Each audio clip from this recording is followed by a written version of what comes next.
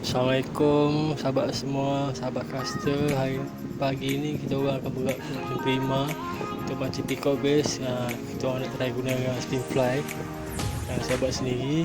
Dan bersama saya caster Hanapi atau Napi kat Facebook. Dua akan try kat prima, tengok apa hasil nanti ya.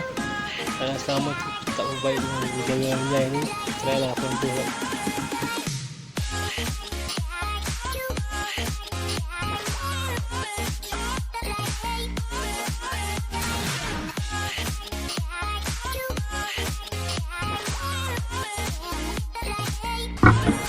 Okay geng semua, kita orang akan try kawasan tambak yang lalu ramai-ramai geng-geng caster dan mancing peacock. Kita cuba kat sini lah. Nampak ramai geng-geng kayak ramai juga cuba kat sini pagi ni. Tengok apa hasil ke depan ni. Okay gengs.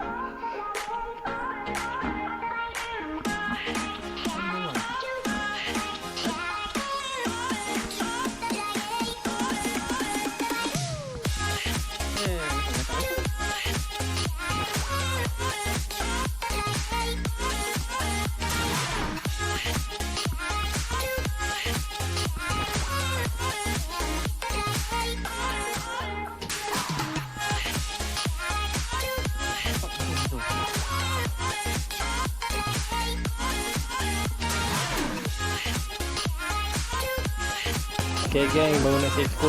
Ni kita gunakan konsep paling putih panjang sikit kita buat.